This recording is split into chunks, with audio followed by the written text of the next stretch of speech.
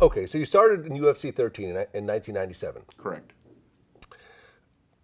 How did you really go from being a college wrestler to being in the big leagues of UFC? Well, Tank Abbott was fighting in the UFC 6. I think he got his first start, and I watched him. I was like, wow, that guy's crazy. That guy's a badass, knocking guys out. And people remember Tank Abbott knocking guys out, the guy with the big beard and big fat guy. But he was a college wrestler, and his wrestling coach actually was my high school wrestling coach. And he called me. He's like, hey, Tito. And he goes, would you come in and wrestle with Tank? I go, just as long as he doesn't punch me, I'm in. So I started training wrestling with him. We started doing a little jiu-jitsu, and I started doing focus mitts boxing with his boxing coach a little bit. And he's like, wow, you can punch hard, man. I was like, so I started learning. And after about 6-7 months, there was a weight class in UFC that was 199 pounds. I wrestled 190s in college. So I told him, I go, I want to fight in this. He started laughing. He's like, oh, you think you could do well? I go, I know I can do good. I'll whoop some guy's ass. Give me a try. So he got my first fight, UFC 13, and it was because of him. Okay, so you fight in UFC 13, and then 2 years later, you get to fight the world's most dangerous man, Ken Shamrock. I was a different animal than him. People don't understand. It was like, at that point, I was the champion. I fought Frank Shamrock prior to that. I lost to Frank Shamrock, and I learned what cardio was. I learned of being a mixed martial artist. I learned the jiu-jitsu, kickboxing, boxing, wrestling, putting it all together. And back then, a lot of fighters didn't do that. Either they're a kickboxer, or they're a jiu-jitsu guy, or they're a ground fighter, or they're just a stand-up guy. But I understand to put everything together. So when I fought Ken Shamrock, I was already the world champion. I was already defending my world title twice. And I remember when Dana White, they bought the company, Zuffa, they bought the company, and I told him, I go, a huge fight to be Ken Shamrock. He's in the WWE now. Everybody knows his name. Everybody knows who he is. I go, this would be a great pay-per-view. And they made the fight and made it happen. And he lasted 3 rounds with me, which I couldn't believe he did, man. I threw everything at him but the kitchen sink. Or actually, no, I think I threw the kitchen sink at him too, and he still took it. But, after the fight was over, everybody see his face, man. It looked like I painted him with a purple paintbrush. It was all lumped up and just swollen. I gave him an ass whipping, man. I beat him down bad. I hurt my left hand. I hit him so many times with my left, and I chipped some bones in my elbow. I hit him so many times with my elbow. I mean, to this date, I still have chips of bones in my elbow. But I gave it to him, man. It was one of the biggest fights in UFC history at the time. Okay, so you fought Ken Shamrock, and you won that fight. You were already a champion, but now you're actually fighting the big names. Right.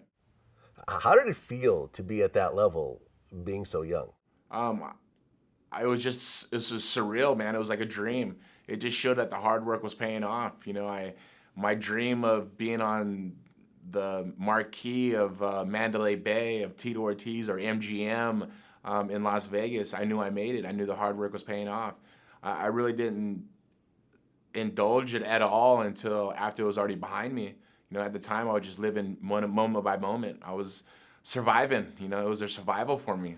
It was just every fight, it was a survival. I was training as hard as I possibly could, and I wanted to perform. I wanted to make it exciting for the fans to watch, and I never let my fans down every one of my fights. Win, lose, or draw, I go out there and I put on a show, and that's always been my game. Well, UFC 25, you end up beating Silva, and you won the light heavyweight championship.